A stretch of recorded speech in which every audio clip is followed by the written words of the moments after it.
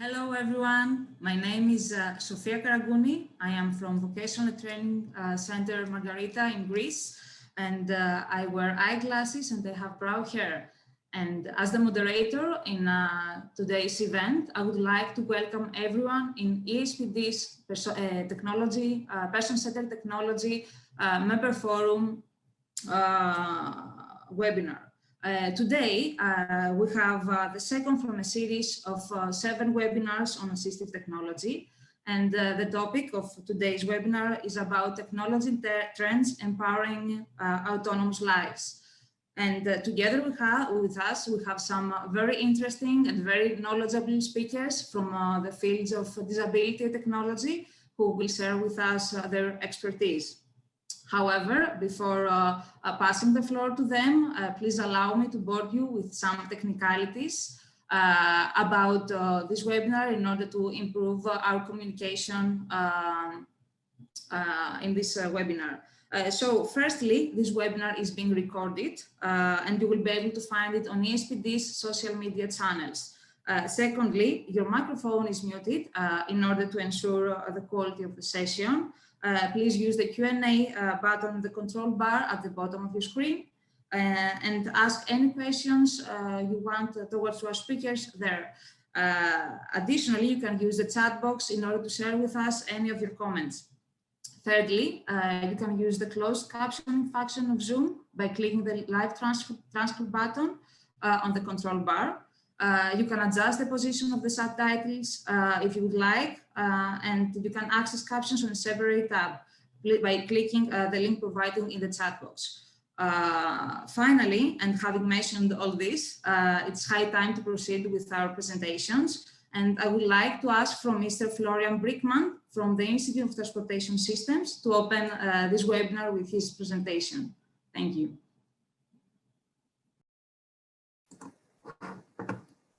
Thank you very much.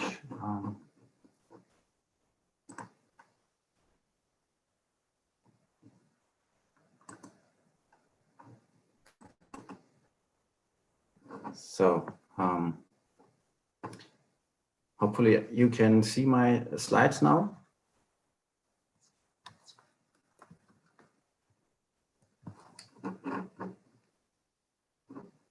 Are you able to see my slides? Yes, we see.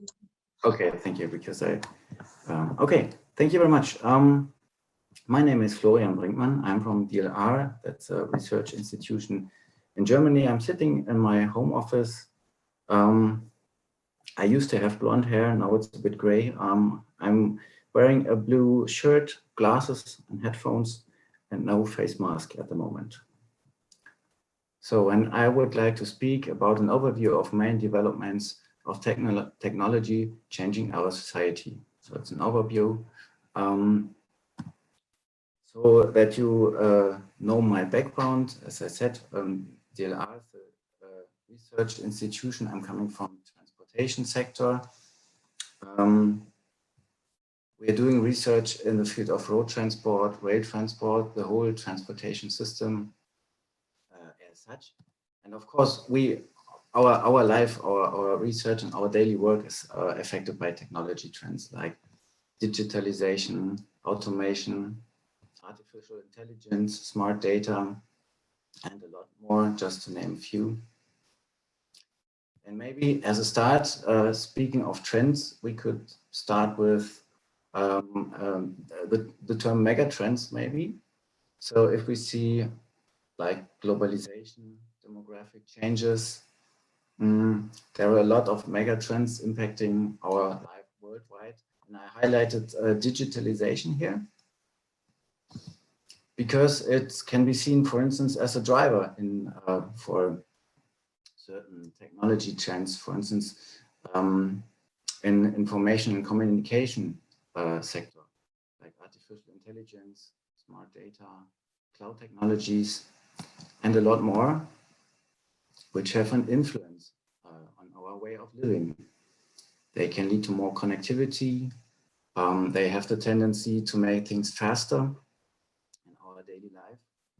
Excuse me, Florian. Yes. Sorry for interrupting you.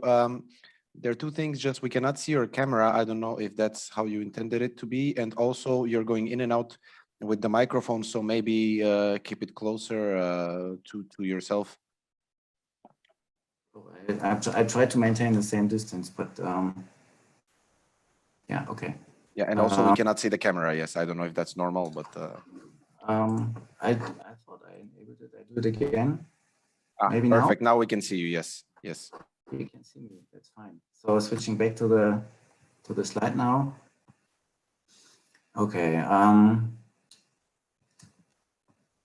So more connectivity, more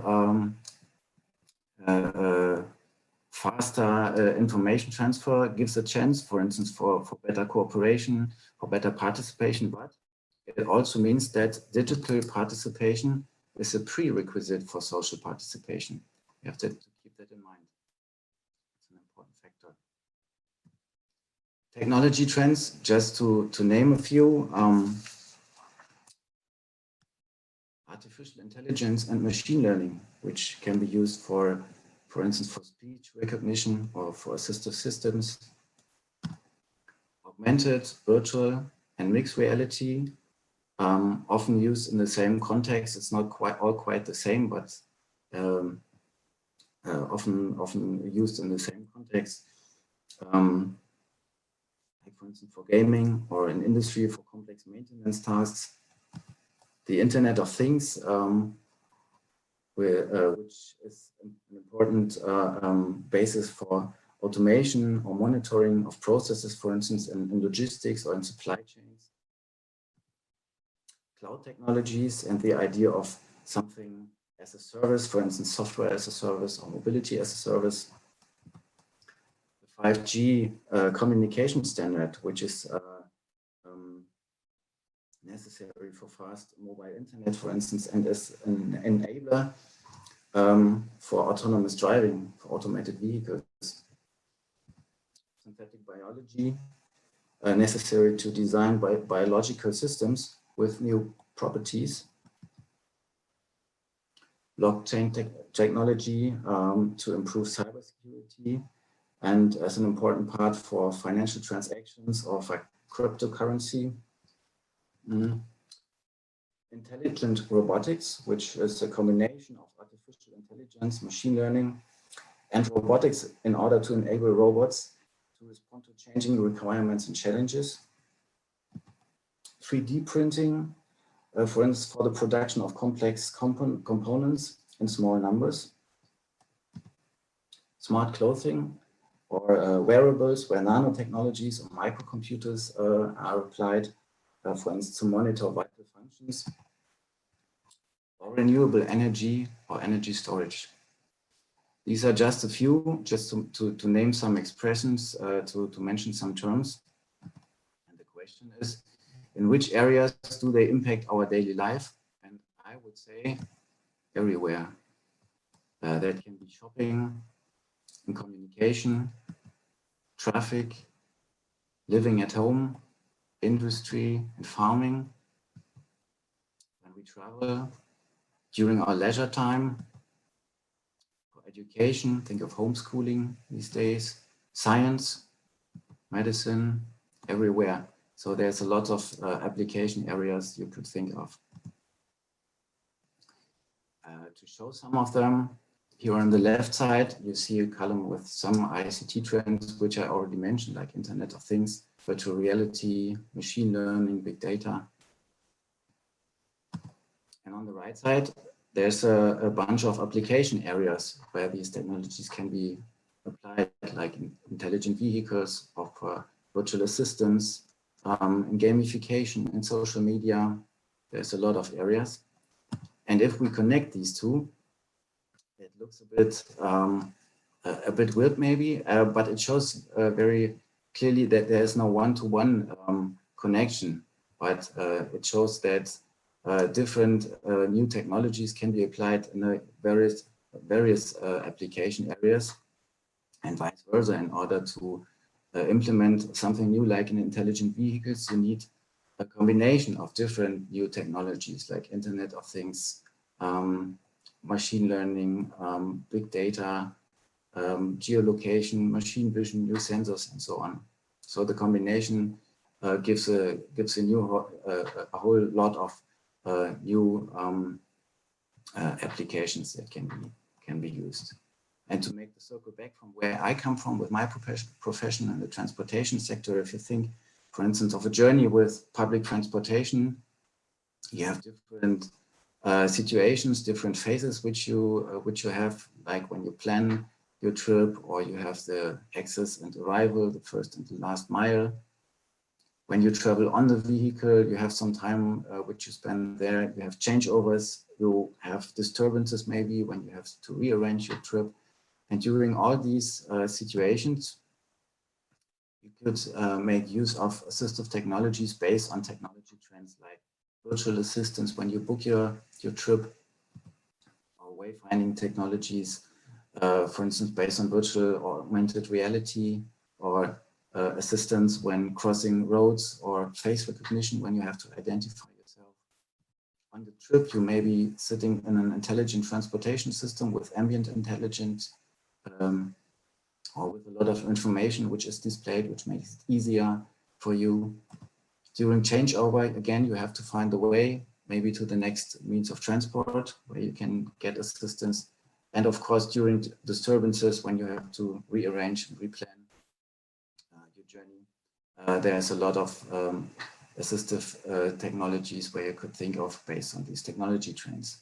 That was my last slide, because it's just a short overview. I wanted to name some expressions, and there are the following presentations which go more into detail. Thank you very much. Thank you, Florian. We lost the last bit of your sentence, unfortunately. We cannot hear you. Better now? Can you hear me? Yes, now we can hear you. Okay. I'm sorry, I don't know what happened. It's okay. Technology sometimes betrays us despite providing all these solutions. Thank you for your presentation. Any questions the audience wants to share can use the Q&A button, and at the end of this webinar, we will open the discussion to our speakers. It's amazing how quickly technology is evolving, and so it's very important for service providers to follow this kind of developments and to see how can improve our services. And that's why we have Mr. David Baines from Access and Inclusion with us, who will share with us his knowledge about the interactions with technology changing for persons with disabilities. David, the floor is yours. Thank you so much. I hope you can hear me okay. Yeah, I want to just pick up on an issue and a part of what Florian has already been speaking about, which is the ways in which technology is changing and the ways in which we interact with technology is changing. And what are some of the implications for people with disabilities as a result? One of the big shifts that we're seeing and have seen over the past few years is the move towards what's often referred to as natural interfaces. So rather than maybe using a keyboard or a mouse as a way of interacting and intersecting with technology, we now find that some of the natural things that we do are now the way in which we control that technology. And possibly one of the best known of those is the growth of use of voice control, but also touch. We've seen this for some time on our phones and our tablets, the use of gesture, and the beginnings and growth of the use of thought, of using brain-computer interfaces to directly interface with the technology.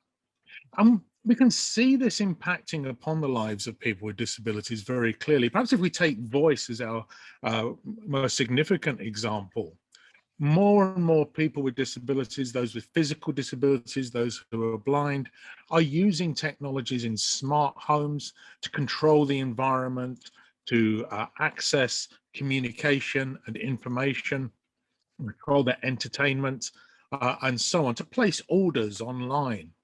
So we're using that natural interface as a way of engaging and interacting with that technology. And the same is true of the others.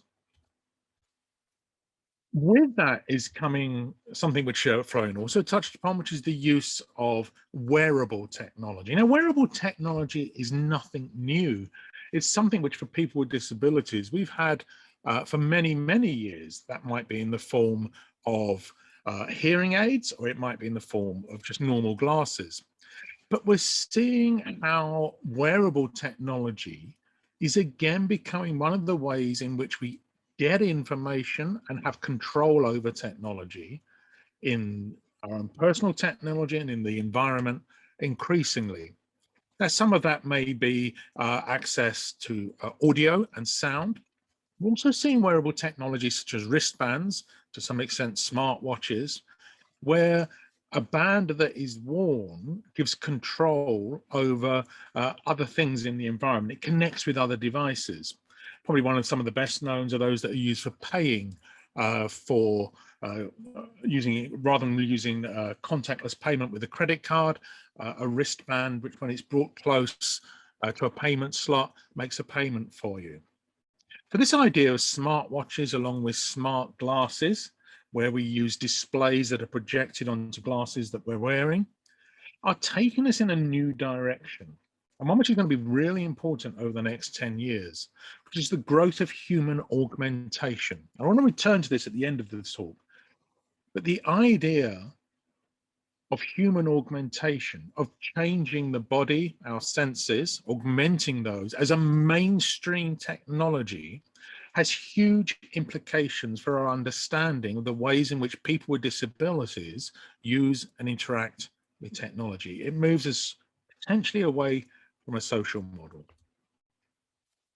With this comes an area which I think probably most people will have heard of, which is that of artificial intelligence.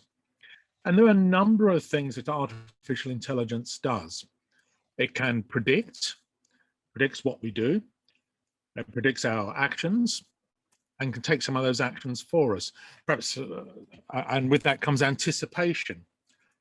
One of the best ways we can see this happening is technology using AI, that when we return home to our houses, predicts that we are within a certain distance using sensors, and does things such as unlocking the front door, switching the lights on, turning the heating up, perhaps even turning the kettle on for a cup of coffee, anticipating the things that we always do when we enter the door. And with that comes automation, and automating some of the actions that we do and augmenting some of our interactions with technology. Now, with this, automation is a really interesting area for people with disability, particularly when we look at access to information. We're seeing AI being used to automate transcripts, so that captions and transcriptions for people with hearing loss are automatically generated. But it's actually going further than this, and we're also automating and clarifying content, digital content, text, simplifying and clarifying that so that people with cognitive and intellectual impairments can access and understand the information that's presented to them as easy as possible. Similarly, these technologies are coming together with robotics. And again, robotics are things that are not actually particularly unusual. They impact upon daily living, and we're seeing robotic devices for feeding and helping people with eating at home. We're seeing robotics for remote presence and the use of drones and aids to mobility, which use smart robotics, independent mobility through the use of artificial intelligence, sensors, and robotics. In my own town, the town which I live, Milton Keynes, here in England, last night my wife and I were out driving, and as we got out the car, following us down the pavement was a robot. It's a small robot which delivers groceries, particularly during the COVID pandemic, to people's homes, particularly the elderly and those with disabilities who are finding getting to shops difficult. And we're seeing these in our streets every day. Similarly, the idea of augmented and virtual reality, something which we're actually probably working with all the time. And Florian quite rightly pointed out that there are different types of augmented and virtual reality. There's augmented reality, which places a layer over what we see in the physical world with extra data. And many people with disabilities, particularly those perhaps with cognitive impairments, are using augmented reality on things like Google Maps to find routes, to orientate and wayfind. But also using virtual worlds where we actually step back, perhaps using that wearable immersive headset and using a virtual world which to explore, to learn, and to examine information, to do things which otherwise would be impossible. And these aspects can be brought together into mixed realities, where when we engage with a physical thing in front of us, it changes and adds to our augmented and virtual world. All of these have got significant implications for people in terms of learning, for working, and of course in leisure and daily life. Most importantly, is how all of these technology, these trends are coming together. How are these things integrating together to create new opportunities for people with disabilities? And I'm really looking forward in a few minutes to hearing from some of our colleagues who are going to talk about some of the specific applications of some of these forms of technologies.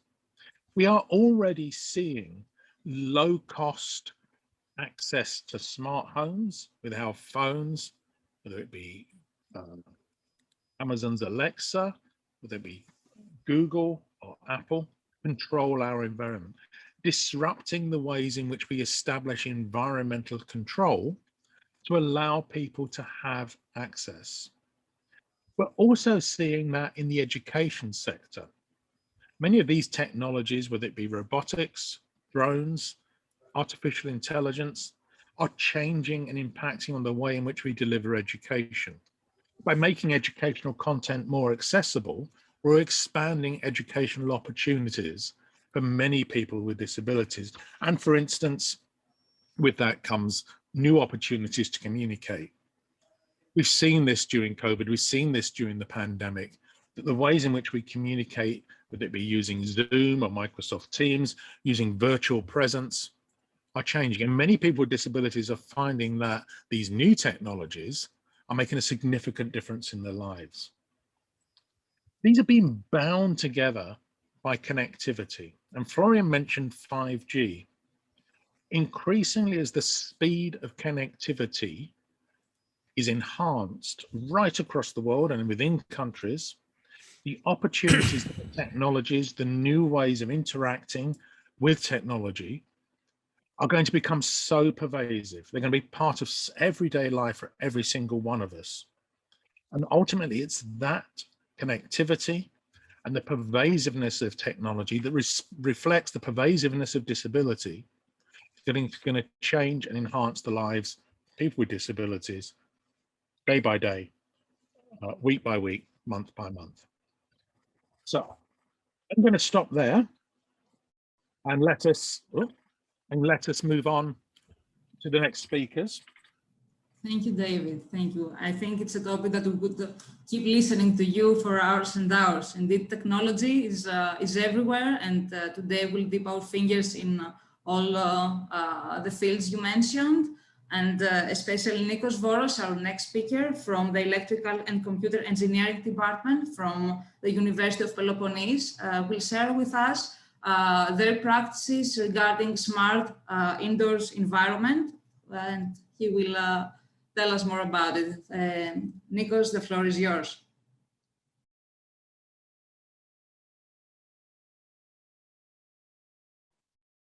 You're muted. Yes, Nikos, we cannot hear or see you.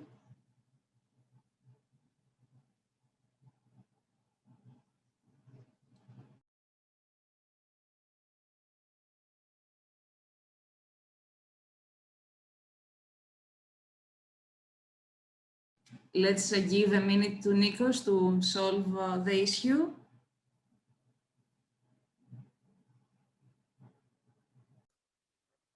Okay, I think now we're fine. Can you hear me? Loud and clear. Okay, first of all, I would like to thank you for the invitation in this very interesting workshop. I'm Nikos Voros. I'm a professor at the University of Peloponnese, Electrical Engineering Department, and I'm sitting in my home office wearing glasses and a red shirt. I'm really delighted from the previous speakers because the presentations they made are fully in line with, of course, our technological vision we have in our lab and in our department. So having their presentation as the ground truth, if I may so, we can move forward, and I will present you some real implementation, fully functional implementations that to some extent they cover many of the aspects already presented by the two previous colleagues. As I said, I am representing Embedded System Design Application Laboratory from University of Peloponnese in Greece, which belongs in Electrical and Computer Engineering department.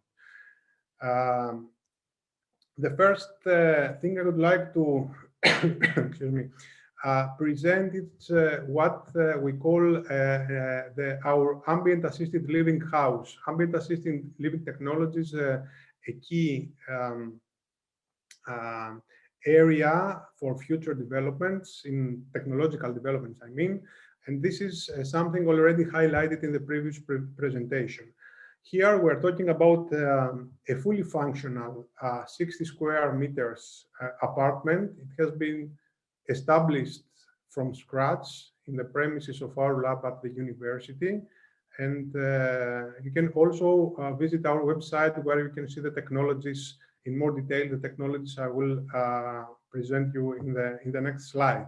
So this is these are some snapshots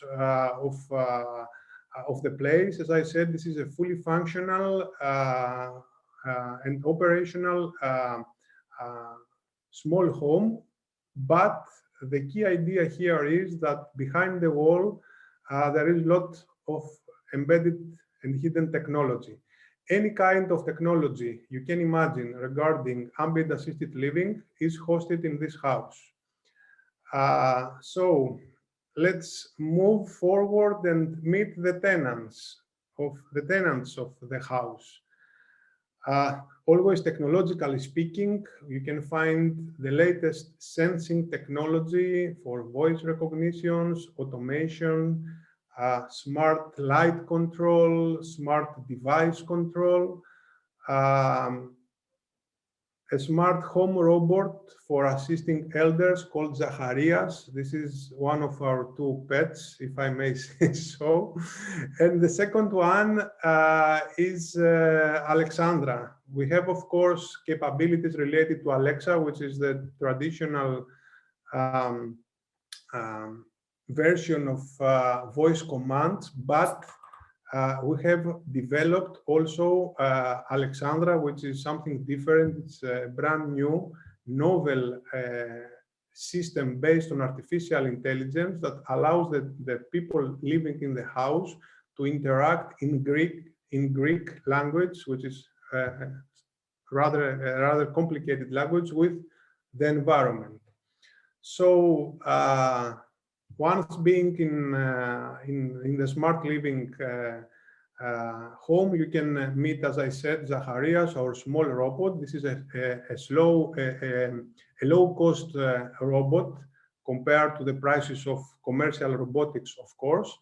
I will not go into details about the cameras, the laser, etc., the technology it uses to move around the house. This is not a robot that helps the person.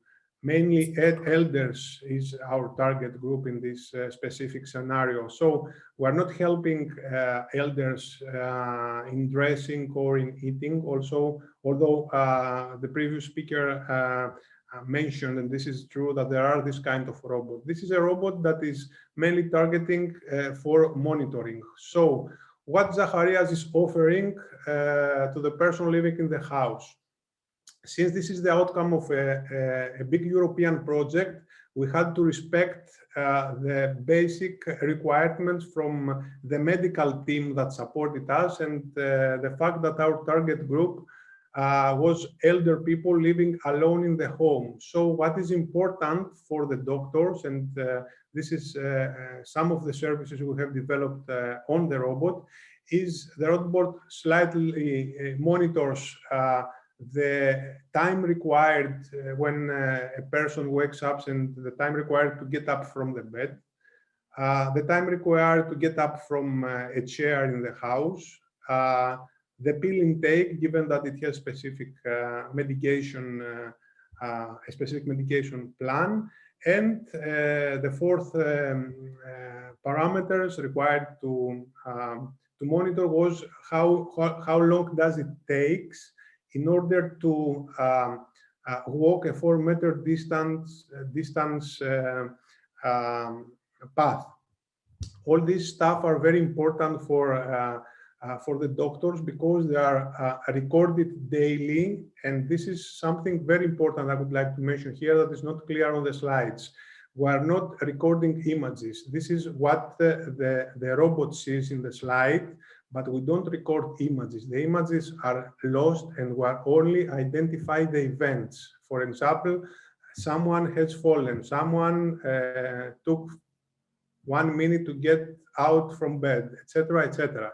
So this is the privacy of the person in the house is very important. So we don't record, we don't store anything related to images, video, and so on. So this is, if we were the eyes of the robot, what we would see here. And of course, we have a 3D representation of the house where through our site also we can see the once the robot is moving around the house, we can see it in real time moving in this 3D environment. This is a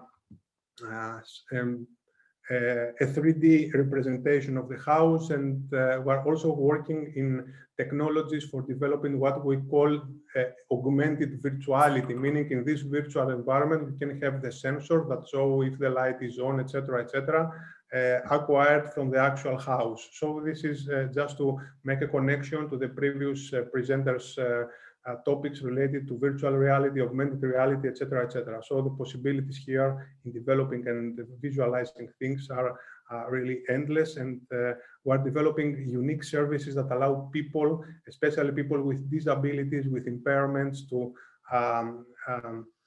act autonomously and non-intrusively. This is very important in the house.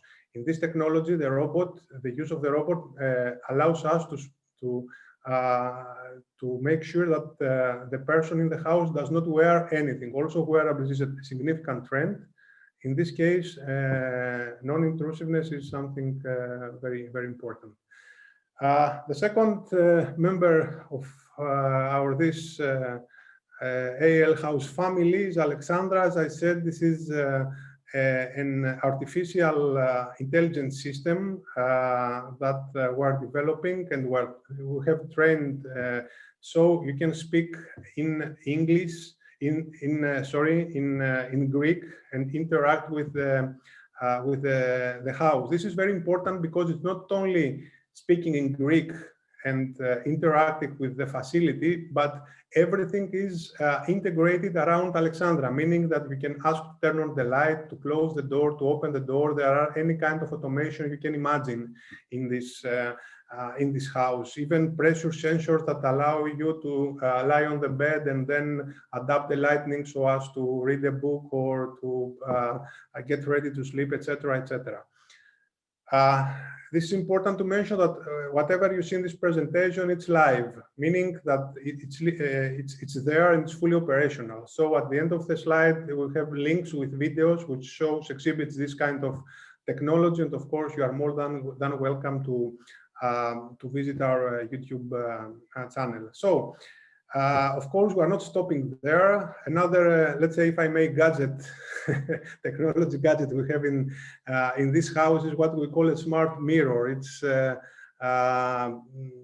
fairy tale from my point of view that becomes reality. What is a smart mirror? It's actually a mirror, but once you see yourself in the mirror, we have technology via infrared cameras that allow us to monitor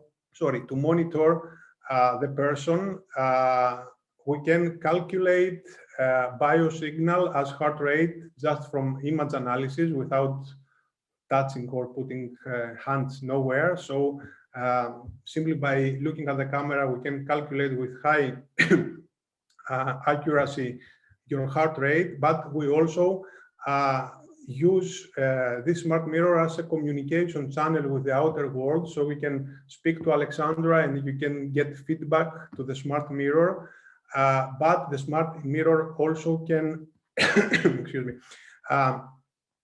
monitor and identify problems. For example, through image analysis, you can have you can see the contrast in your eyes, which in some cases indicates liver problems or high fever or whatever. So here you can see several services that we have developed that run as part of the mirror. Again, the mirror has also a capability of recognizing whether you're wearing your mask or not.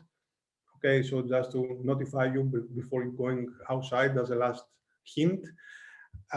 In general, I would like to mention here that our goal here is not to replace the doctor. This cannot be done. But in case of identifying early symptoms through the technology, this is something that would raise an alarm, because your doctor can always have access to your data, raise an alarm, and look it further. So moving forward, we have also developed other facilities, other services. For example, once we have all the required infrastructure, we can, through specialized cameras, to monitor social distancing. This is something we have recently developed due to COVID pandemic. So once you move around the house, the tenants, you can have some hints and some suggestions whether you have a secure distance or not. So this is something, of course, this is a demo environment in the house. It's fully functional, but imagine it at a big mall or at a smart city environment, etc. Another service we are also offering for helping people living in this kind of houses is what we call Google My Space, if I may use the word Google because it's too popular. So we're allowing searching physical objects in the physical places. Imagine that you are sitting on your sofa in the house, and you ask Alexandra in Greek to find your keys, and Alexandra responds, your keys are near the candle at the table, I don't know, at the cuisine or whatever. So we have the capability to, through using the latest short-range wireless network technology, to identify and localize things. And then another important thing here is that we can also offer what we call virtual space unification. What that means: the house, your office, your car can be a single virtual space interconnected through 5G technologies already mentioned. So once looking for your keys, you can be notified from Alexandra that your keys are not in the home, but they are in the office, are in your car, etc., etc. This is also a service working. All these technologies have a very big umbrella under which we are developing services. This is what we call virtual coaching. Either you have wearables or you don't have wearables, or you use specialized pressure sensors for chairs, for sofa, smart cans for people with vision problems. All this kind of technology belongs in virtual coaching, and we have actually the system, the end-to-end system that allows us to integrate and offer as a single service all these technological, let's say, services we just presented. Last but not least, since I'm talking about in-house environment, indoor environments, I would like to refer to a very unique product we are developing in collaboration with some partners from Greece. This is a nationally funded project. The idea here is to develop a shopping cart for disabled people that allows them to move and shop in a supermarket autonomously. In a nutshell, you have this is actually a very draft version of the a mock-up, I would say, of the cart. Imagine it as a small robot that carries safely the wheelchair of a person that have certain disabilities. Through your mobile phone, you simply pass the list of your shopping, your shopping list in the cart, and then it starts moving autonomously in the supermarket and through robotic arms that are with which it is also equipped. It allows you to automatically to bring goods in the cart, maybe from higher shelves, and allows also automatic charging, so you don't have to wait in the queue in the supermarket cashier, etc. We hope that within the next couple of months we have the first demonstrator operating in a very big supermarket here in Patra and in Greece. So I will not burden you further. This is the heart of all these technologies, an end-to-end system called Atlas. This is too technical. I will not go into details into that. But we need ways to integrate all this technology and offer it as a single service to the interested party. All this technology presented today, plus many more, are available through very nice videos. You can have access from this slide or from our websites. All videos are subtitles in English, so you can get an insight. And of course, I remain at your disposal in case you have questions or you would like to contact us for more details. Feel free to follow us on the social media. There are lots of things that are announced day by day. And the last thing before closing is that this place is an open place, meaning that we are having lots of visits from schools, from universities, not only from Greece, from other countries as well. So this is a living club, not in the sense of Ambient assisted living technology, but in the sense of people visiting and experiencing the technology as we offer through the services I presented. So thank you very much. I hope my time slot was not violated too much. No, don't worry. Okay. It was very interesting, everything you said. And I know for sure that I will invite you when I plan to refurbish my house. We will make a lot of installments inside. Thank you, Nikos. Thank you. The presentation will be shared with you, and you can send any questions you have towards Nikos using the Q&A button at the bottom of your screen. And since we saw indoors environments, let's move outside and see outdoor environment. And Mr. Benjamin Nonser from the Foundation for Research in Favor of People with Disabilities will speak to us about smart cities and mobility. Benjamin, I give you the floor. Thank you. I will share my screen.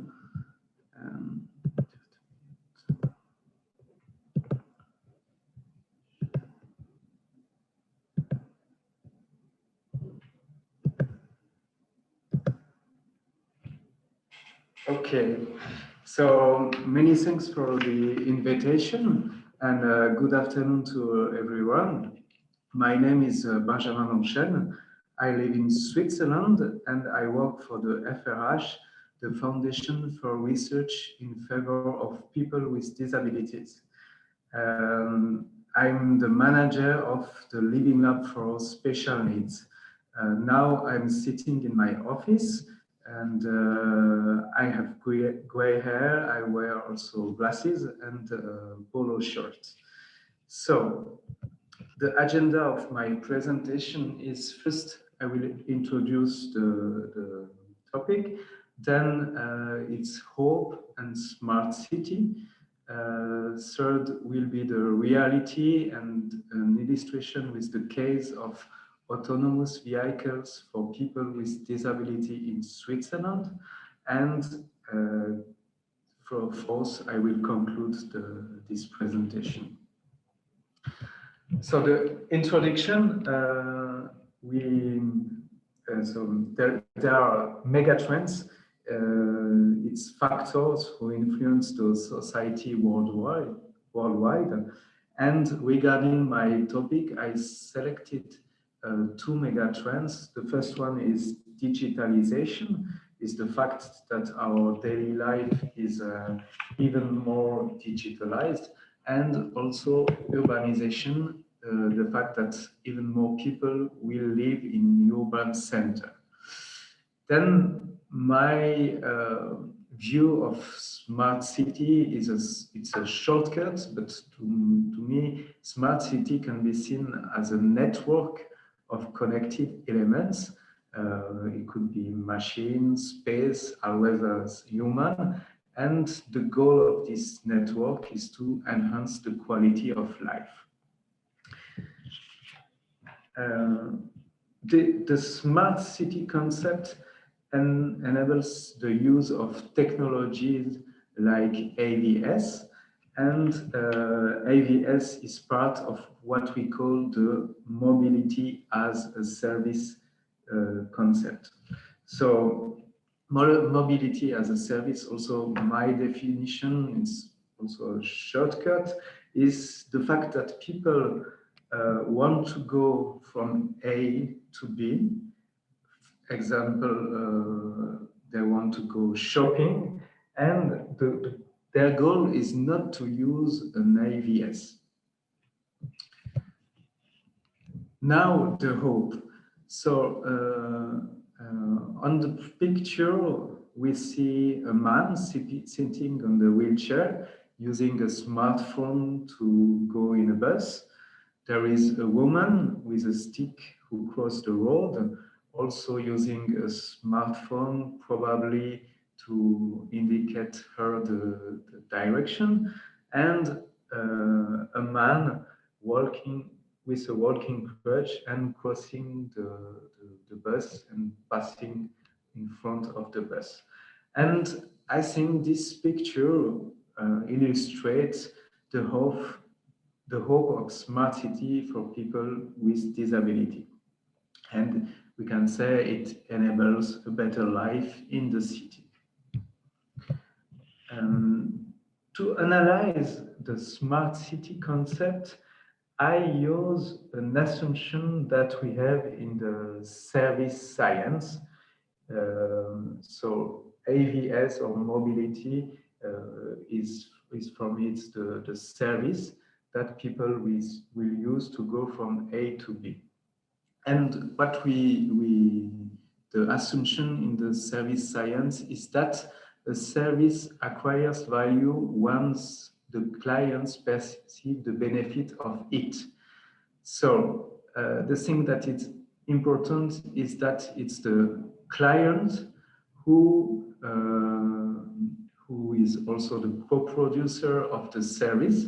When you use a public transport service, you are co-producer of the service. So the fact that you go from A to B, and it is between this process of service co-creation that you will see the added value or the benefit of these services.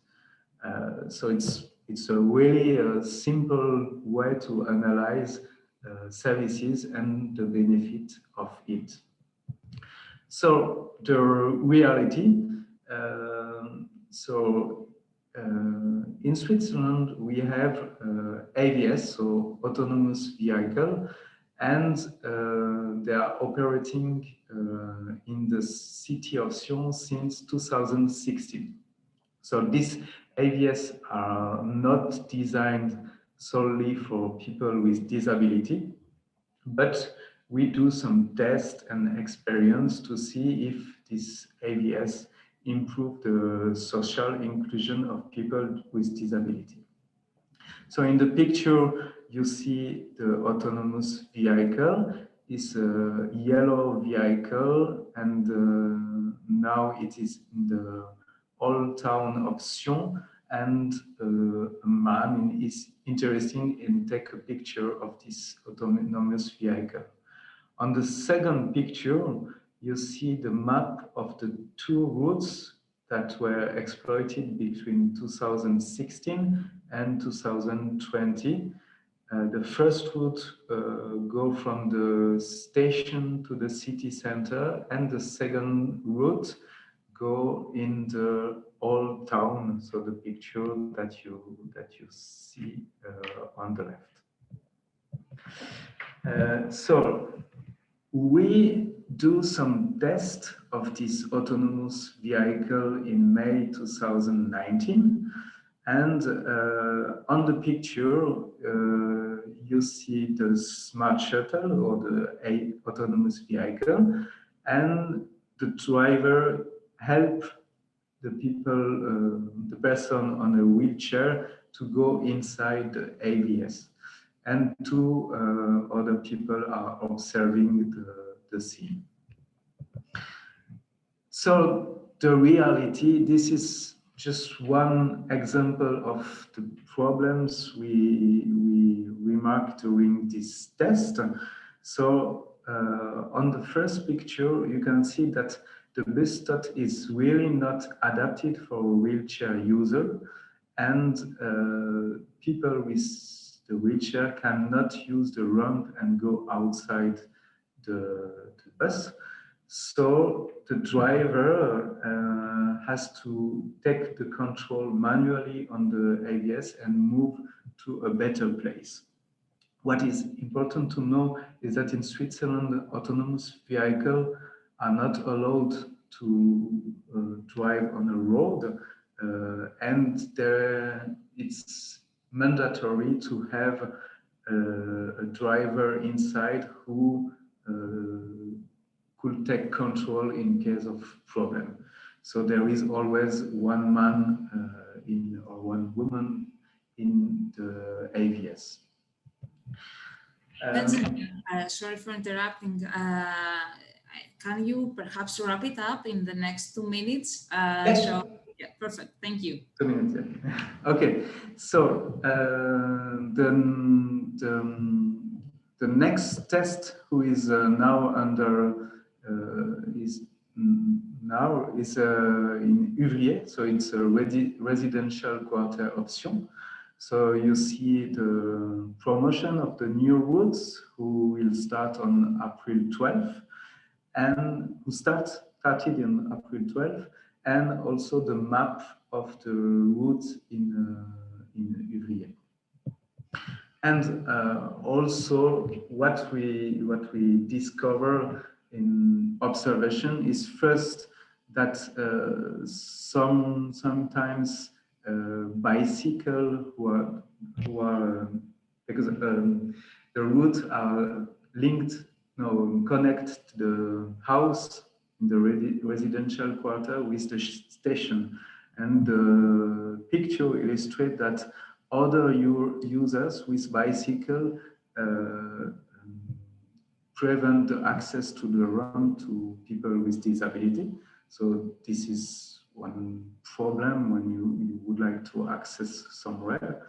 And the second example is that the screen to book the AV is really poorly designed and not good for people with wheelchair or so on. So my conclusion is that to really benefit the user, so to have this value for a service, the smart city concept need a lot of work to orchestrate all the resources of the network. And as we say, the devil is in the detail, but bicycle, as you see, can prevent and stop the whole journey of people with disability. And to do this work of orchestration, we use what we call the blueprint of the service, and we identify all the actors, the problems and risk to illustrate and orchestrate the customer journey. So many thanks for your attention. Thank you, Benjamin. Thank you. It's I mean, it's a 5 years old project almost, right? Such a long road, and we have even more ahead of us. But it's quite amazing what we see in this region will most likely happen soon in other countries as well. So thank you for all this information. And we know that technology is not only about environments, it also affects the way we express and communicate. And that's why Mr. Louis Smith from Ulster University is here with us in order to talk about how augmented and virtual reality can be used in art and socializing. Louis, please. Thank you. I'll just share my screen.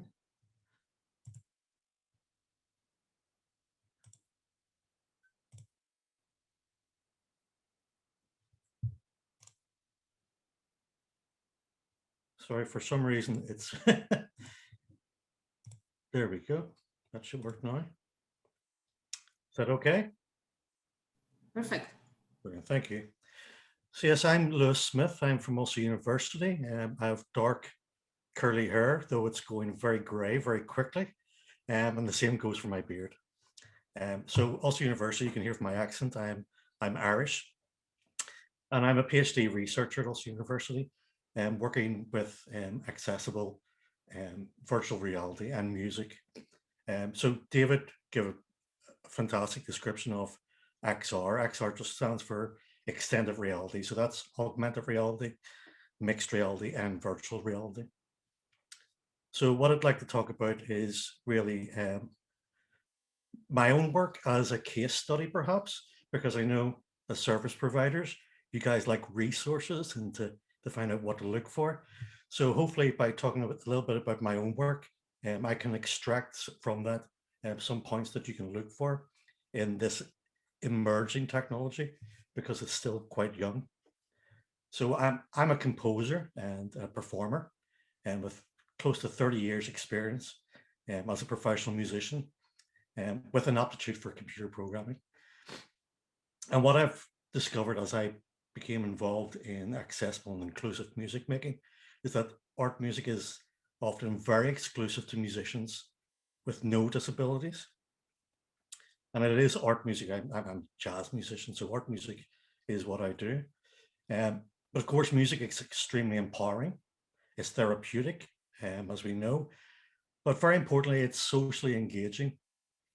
If I walk through the streets of Belfast, and many times I have, and speaking to older ladies, they'll say, "Oh, what do you do?" I say, "I'm a musician." And they'll say, "Oh, you're in a wee band then, are you?" So musicians never work alone. They always work with others. It's a collaborative practice. And in my design, for the software I'm working on, and designing as part of my PhD, is a participatory design project. So it's in collaboration with musicians who have disabilities. And it's about ensemble performance within VR, using sonic art, ideas from embodied cognition, and inclusive compositional practices. And the image you see here is one of the applications. There's actually two applications involved with Field VR. One is a composition application. As you can see from this image, there are no music notes anywhere. There's no Western music notation anywhere. There's iconography for sound categories. There's 3D object, and there's humanoid avatar. And these are used so that musicians with disabilities, whether it be cognitive or without any formal musical training, such as I have, can compose for this VR environment without any real esoteric knowledge of Western art music. And in doing that, actually, I must point out that we're hoping then from that to create an economy for those users, to sell performances, to sell compositions.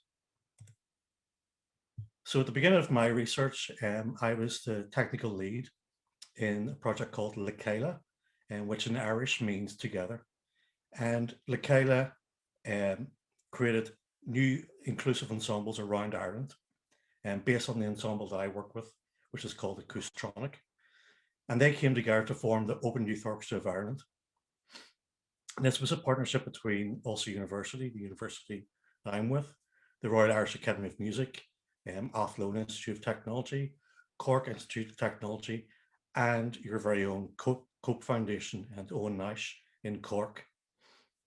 And as you can see in this image here, this is the Open Youth Orchestra of Ireland in rehearsals for a VR composition that I composed. And I designed the software for this as well. And you can see, of course, obviously it's very socially engaging. There's a lot of musicians brought together to perform. But here's the problem. For instance, one of our musicians in Acoustronik couldn't make it due to illness and his particular physical disabilities. So, I mean, we were heartbroken. We had lost a valued member of our team. But but there could have been, if I was further in my research, we could have brought him in. I'll just describe that now, how. But also the problem there is, within this image, is that I'm the composer. I have the power. I'm the top of the hierarchy. And the musicians themselves don't have that power of composition. So this is where we've moved to. In this image, you can see 5 performers and 1 conductor in VR performing music on strange objects. These objects have texture, they have shape, and the shape and the texture identify musical properties, because this is something that in all languages we all share. And when we talk about things such as timbre, as a musician, as a composer, trained musician, I might say, I want the violins to perform flutando here and sul ponticello later. And I know a lot of you who are not trained musicians won't know what I just said. But another way of putting that is say, I want the music to be smooth and I want it to be rough. And these are tactile descriptors of music that we share in all languages. And so we use these objects and the interaction with these objects to change timbre and to perform. And the compositions are created by the participants in my research. So I just want to put that there as a kind of a case study, and how we can be we can use networking and virtual reality, and actually also mixed reality. I was working with my ensemble last night, and their avatar was here in the room with me performing, because they can use mixed reality. It seems like they're really here, but with a different body. But it's still very young, and many of the technologies are still being explored. So I want to extract some things out that US service providers might look for in future developments. So a lot of what I've discovered while I'm working with this, and I think it's been identified by some of the speakers before, is that accessible software design is often about multimodal inputs and outputs. So head gaze, eye gaze, controllers, keyboard, hand detection, has lots of different input options. And I used, in fact, all of those in my software. And then there's the output, audio and visual we take for granted, but also there's the tactile, the haptic. And so there's vibrotactile feeling. So there are no participants in my project with visual impairments, but when they touch the objects that they're performing on, they feel where it's rough and where it's smooth. So there's potential to help people with visual impairments through touch and haptics. And sometimes when you're, and this is just a bit of a tip, if you're looking for software, like for virtual reality, it's not always about virtual reality. It should have an alternative. So I have some participants who, because of photosensitive epilepsy, can't use virtual reality headsets. So they can actually use a simple laptop if that's what they need. So it should be adaptable to both. And most of the social VR software out there, such as Altspace, do actually work with it. They have alternatives. Just a point of how young this is, in the 2017 to 2020, so it just finished last year, EU supported research into immersive accessibility. However, that mostly focused on subtitling, audio descriptions, sign language, and so on, within ACTAR, and not an awful lot about interactivity. So if someone has impaired mobility in their hands, for instance, there wasn't a lot of research there in that, but there is emerging research happening at the minute. For instance, I use eye gaze and so on. Microsoft Seeing VR, they only released that in 2019. It's mainly for developers like myself. But what I really want to point out with this is that, for instance, I'm going to probably use this in my own software, but it can be used beyond just visual impairments. Text to speech, for instance, I have participants who have difficulty reading, so text-to-speech could be extremely helpful there. So even though it's labeled as something for visual impairments, it has other potential uses. So it might be worth seeing if somebody has seen VR, even if you're working with someone who doesn't have visual impairments. There is a bit of technology out there, a bit of software on the Steam website, and I've got links for everybody at the end of this, called Walk in VR. And it adds a layer of accessibility over the top of existing VR applications. So it really... I'm so sorry for interrupting, but I have to play the bad guy with keeping the time and all this. If we can wrap it up in the next 1.5 minutes, thank you. Yeah, very easily. So this is all not extensive, not exhaustive, but there are other emerging things, such as there's an application called Talking Sense by Neon that's using augmented reality and artificial intelligence to help parents communicate better with children with ASD. So these are all emerging technologies, not on the market necessarily right now, but certainly coming to the market. So I've kind of hit on these already. If you're looking for these products, look for alternatives for inputs that they do support, perhaps eye gaze or whatever it may be. Does it have XR alternatives? So work without VR, that might be important to look for as well. See if they work with adaptive software like Walk in VR. Check if the software actually has some accessible tools added to it. The developers, a lot of developers out there are independent developers, and they don't necessarily work with participatory design or user design methods, but they do include things such as seeing VR. So it's important maybe to look for those. And you can use accessible features in different ways. And really, that's it wrapped up. See, I knew you had it well timed. Great, you were great. I always hate to keep the time. Thank you, Luis. It's augmented reality and virtual reality are topics that are, while we heard about them so many times, it's really difficult to grasp how they can be implemented. So thank you for this, for sharing this practice. And I would like to give the floor to Lieven Buschut from Lichtberg, so he can tell us about this technology in the field of employment. Yeah, thank you. I hope you can see my screen and hear me well. So I'm Lieven Buschut. I'm from Lichtwerk. We're located in Belgium. I'm at the moment in our offices. I wear glasses and have quite a pronounced mustache. So I'm going to present something on learning and practices from smart assistive augmented reality workstations, so in the domain of employment.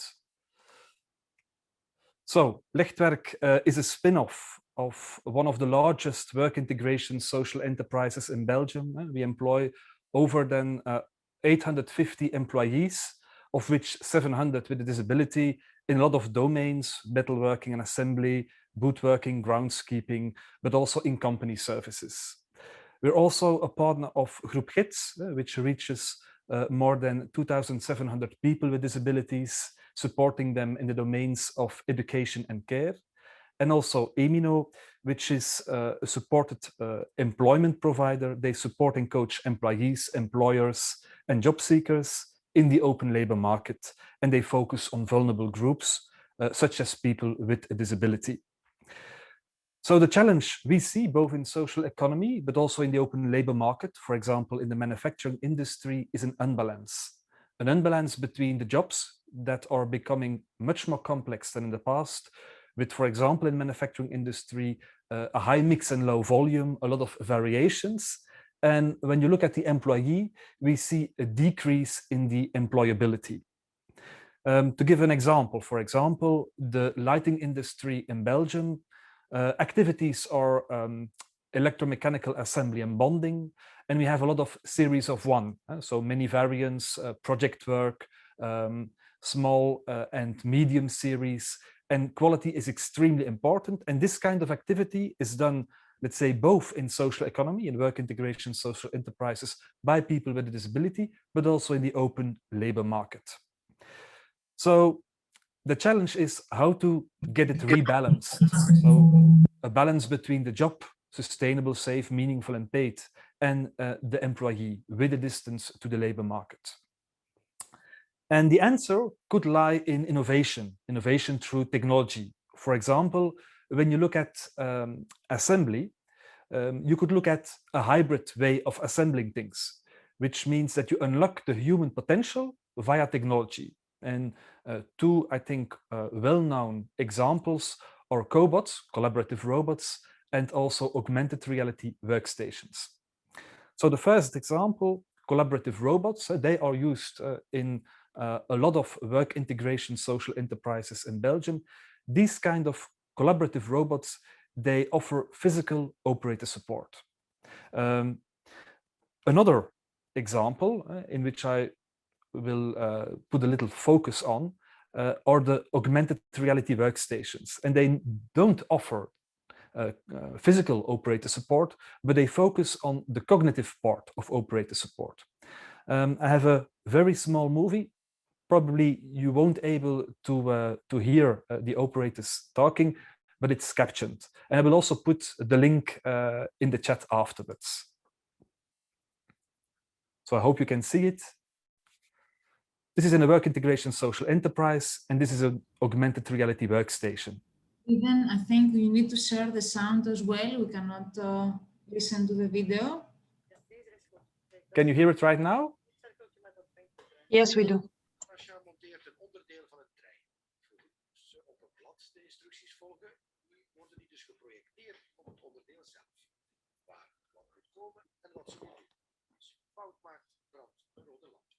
Het is stap voor stap. Je moet iedere keer op en wat moet ik nu weer doen? Ik ben vergeten.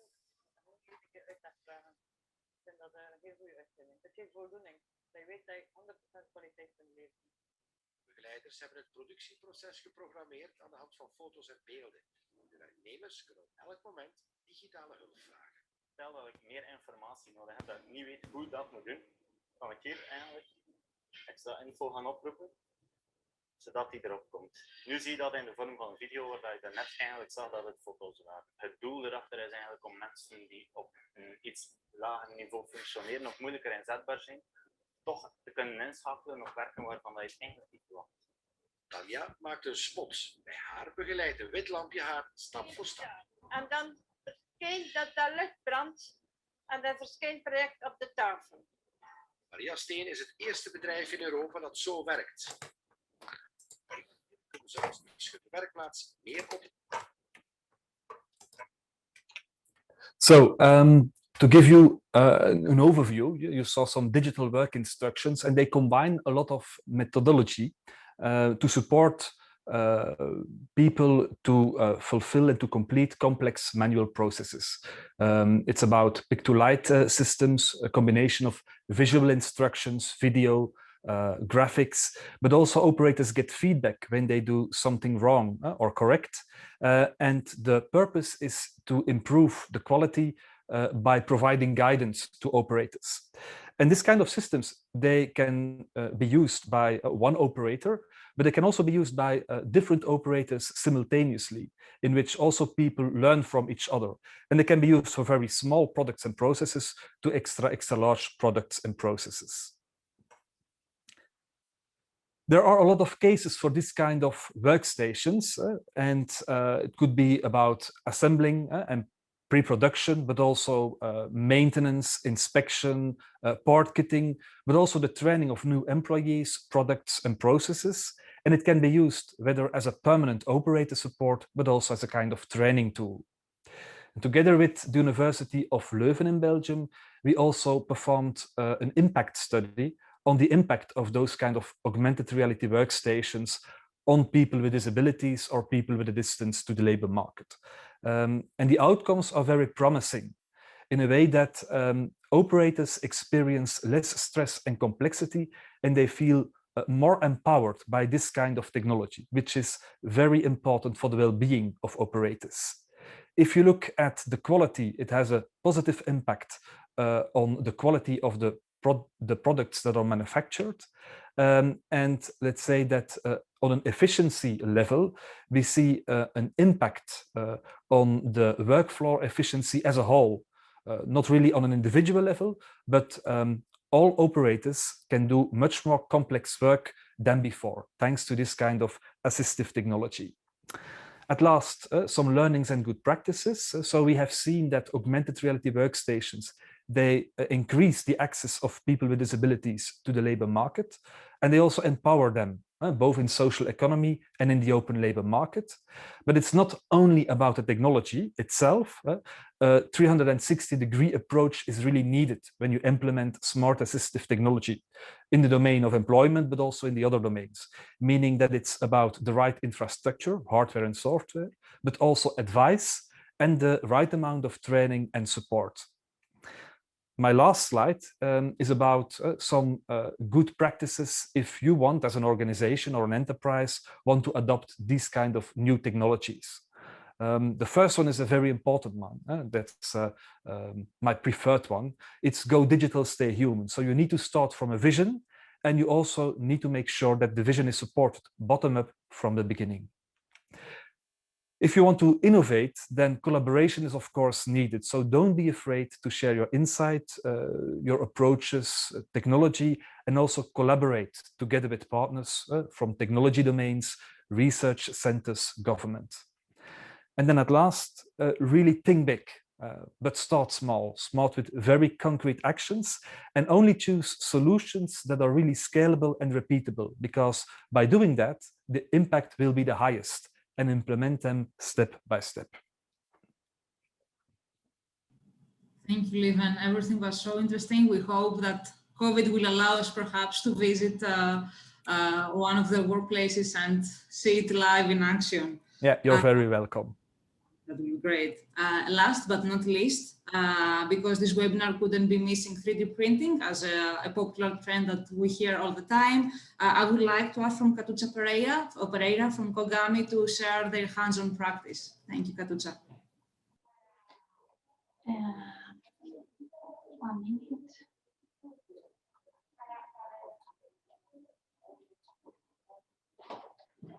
Okay, hello everyone. I want to do a practical presentation about our experience. Okay.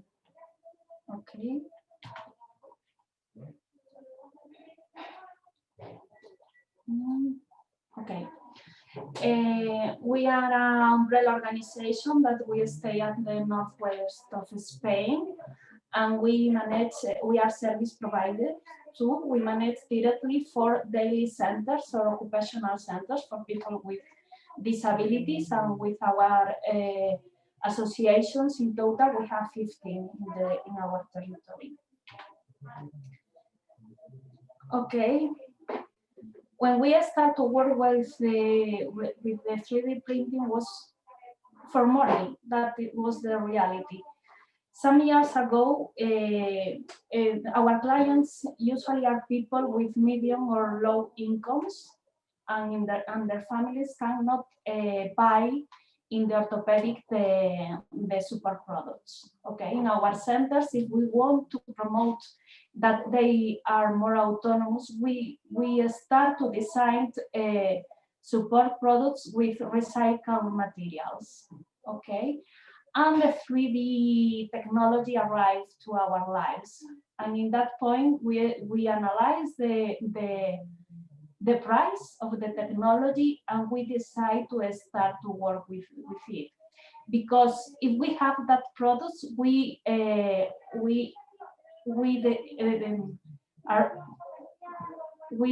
our clients are more autonomous for the daily activities of their lives, and that is the objective at the end. What kind of products you can print with a 3D printer? Because some people think that you can print wherever you want, and not.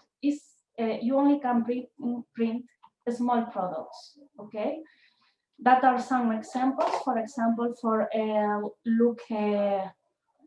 picking KUs, for open and close doors, or manage the case for your own products for it alone. depending the needs of the people, you can design different kind of products, okay? The same product you can use for more than one person, but usually you need to do some adaptations. For the personal care, for the people that they can do for their own, we are speaking about people with a very, usually with a physical disability, okay? And for leisure time, okay? That meant Juan was one of the beginning that we start, one of the reasons for that we start to work with 3D printing, because he loves paints, and if you see our first support product is like a very, very basic design with our recycled materials. Another kind of products that you can print is some wheelchair joystick, or for ride for your own, adapter chargers, okay, many different options. What you need for start to working on that? You need a 3D printer, you need the filaments and the materials for print, you need one software, and you need the professionals. Usually you need occupational therapists, and we have one technician that loves that kind of activity, and he really understands the machine, but it's not necessary. The printers, okay? When we start, we analyze the options that we have. You can find printers on the market between 100 euros linked to 20,000, okay? We start with the basic. We select the Prusa model because it was the best option for quality and price of the products that you can do with that. And the past year, we buy other printer more professionals and more expensive, but because we have like 5 years of experience with the 3D printer before, and we detect new needs, but for a start, I think the other is enough. You need the filaments, okay? You find in the market different kind of filaments, carbon fiber, good, many different with different kind of flexibility for print different kind of products. Usually we need like 6 filaments, 6 pieces of filament each year. It's not very expensive, and usually we use ply as the more common material for our printers. That year we start to prove with other kind, with wood and other possibilities and flexible materials, but we don't manage a lot in that moment. Okay, you have one link in the presentation, and after you have it with some explanation about the different kind of filaments. It's in Spanish, but I think that with the Google translation of people, you can understand really good. You need the printing software. Usually, we only work with printers that you can put a free software. Okay, usually we work with Cura because it's one of the options that gives to us the better results for the things that we want to print. And but sometimes we install the others, but Cura for us is the best. You have the links in the presentation if you want to see the options. All are free, and all are compatible with Windows, Mac, or Linux. Okay. All of them except one are easy for the client to use in the software. It's not so difficult. Okay, sorry.